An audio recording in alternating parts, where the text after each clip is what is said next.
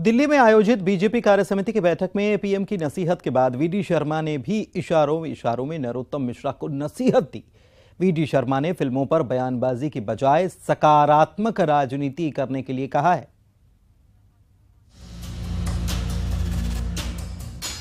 दिल्ली में बीजेपी कार्य समिति की बैठक में पीएम मोदी ने फिल्मों पर बयानबाजी से बचने की नसीहत अपनी ही पार्टी के नेताओं को दी थी। प्रधानमंत्री की नसीहत के बाद नरोत्तम मिश्रा ने कहा था कि उनका हर शब्द हर बात शिरोधार्य है। उनका हर शब्द हर बात हमारे लिए शिरोधार्य है और इसलिए सारे कार्यकर्ता वहां से प्रेरणा लेके आए हैं। हमारे जो आचरण और व्यवहार हमेशा उनके मार्गदर्शन से ऊर्जा से भरते हैं और आगे भी भरे रहें। उधर बीजेपी के प्रदेश अध्यक्ष वीडी शर्मा ने भी इशारों में ही गृह मंत्री को नसीहत दे डाली है। वीडी शर्मा ने कहा है कि देश में सेंसर बोर्ड है, एक सिस्टम है जो काम कर रहा है। देखिए, मैं ऐसा मानता हूं कि हम सकारात्मक राजनीति करें और सकारात्मक राजनीति करने के साथ हम अपना काम करें। जिनके पास जो काम है, सेंसर बोर्ड से लेकर के समाज में, सरकारों में सिस्टम बने हुए। हाल के दिनों में फिल्म पठान के गाने में दीपिका पादुकोण के पहने गए कपड़े को लेकर बीजेपी नेताओं और नरोत्तम मिश्रा के बयान सामने आए थे।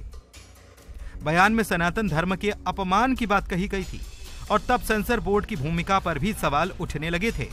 ऐसे में प्रधानमंत्री नरेंद्र मोदी के बाद वीडी शर्मा ने भी अपने ही पार्टी के नेताओं को सकारात्मक राजनीति करने की नसीहत दी है।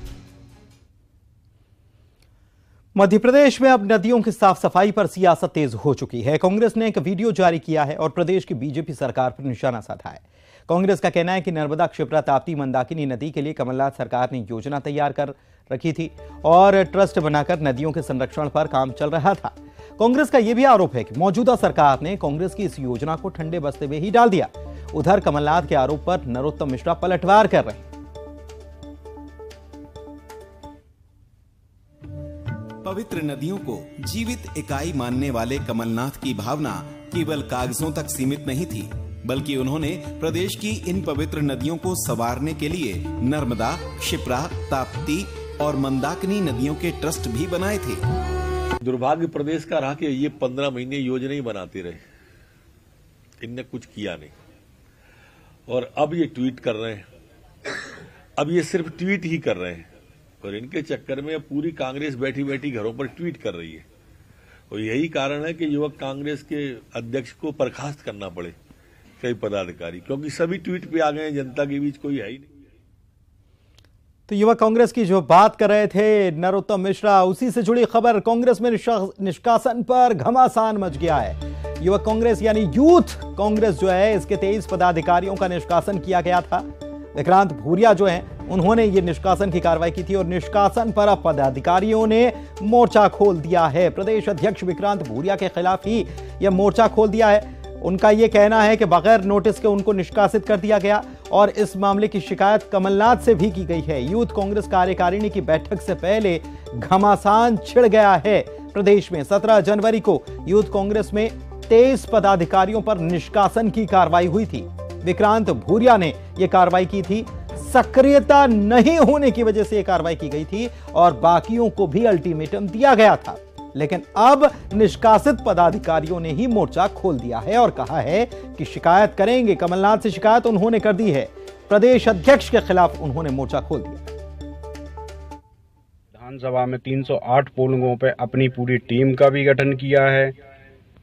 इसके बावजूद भी पार्टी के द्वारा मुझे बिना किसी कारण के नोटिस दिए बगैर मुझे निष्कासित करना ठीक नहीं है। मध्य प्रदेश युवक कांग्रेस के अध्यक्ष सम्मानीय विक्रांत भूरिया जी के द्वारा मुझे युवक कांग्रेस विधानसभा अध्यक्ष की पोस्ट से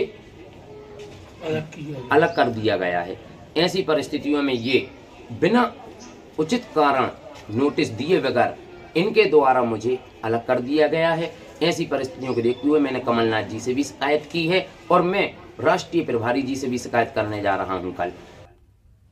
इधर यूथ कांग्रेस के प्रदेश अध्यक्ष विक्रांत भूरिया कह रहे हैं कि जो भी पार्टी पदाधिकारी काम नहीं करेगा उस पर तो कार्रवाई होगी। यूथ जोड़ो बूथ जोड़ो अभियान में दिलचस्पी नहीं दिखाने वाले यूथ पदाधिकारियों को बाहर का रास्ता दिखाया गया है। क्योंकि लगातार यूथ जोड़ो बूथ जोड़ो हमारा सबसे महत्वाकांक्षी कार्यक्रम है, जिसको पार्टी को वापस खड़े करने का दायित्व कमलनाथ जी ने हमारे कंधों पर दिया है।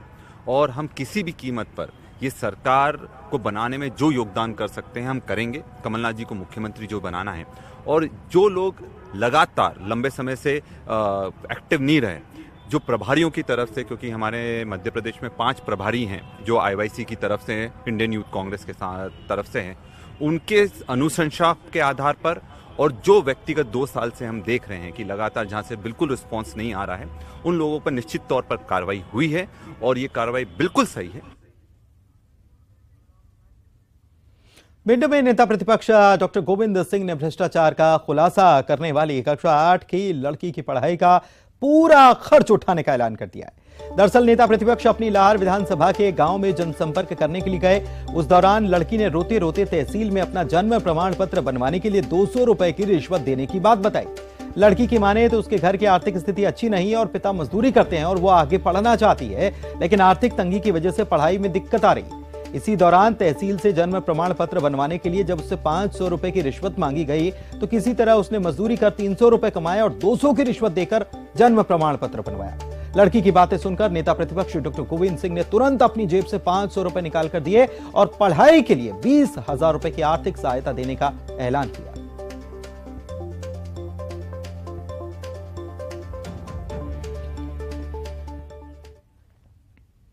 इधर रीवा से खबर आई, जहां पर दोस्त की बारात में डांस करते करते एक युवक की जान चली गई। बारात में वो डीजे और बैंड की धुन पर नाच रहा था और अचानक से जमीन पर आ गिरा।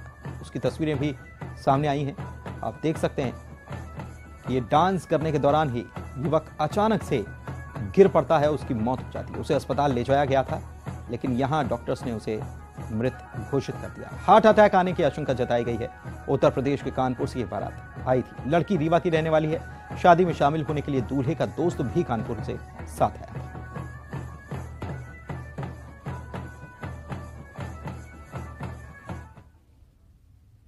सर्दी का सितम जारी है और ऐसे में रतलाम में भक्तों ने भगवान को भी ऊनी वस्त्र पहनाए हैं। श्री विष्णु लक्ष्मी मंदिर में भक्तों ने प्रभु श्री हरि और माता लक्ष्मी को ऊनी पोशाक ओढ़ाई है। भक्तों का मानना है कि जिस तरह उन्हें कड़ाके की ठंड लग रही है और ऐसे मौसम में कहीं प्रभु को सर्दी ना लग जाए, इसलिए ऐसा किया गया। पुजारी की माने तो तीनों मौसम के अनुसार मंदिरों में प्रभु के वस्त्रों और खान पान का ध्यान रखा जाता है और सर्दी के चलते प्रभु को ऊनी वस्त्र अर्पित किए गए हैं।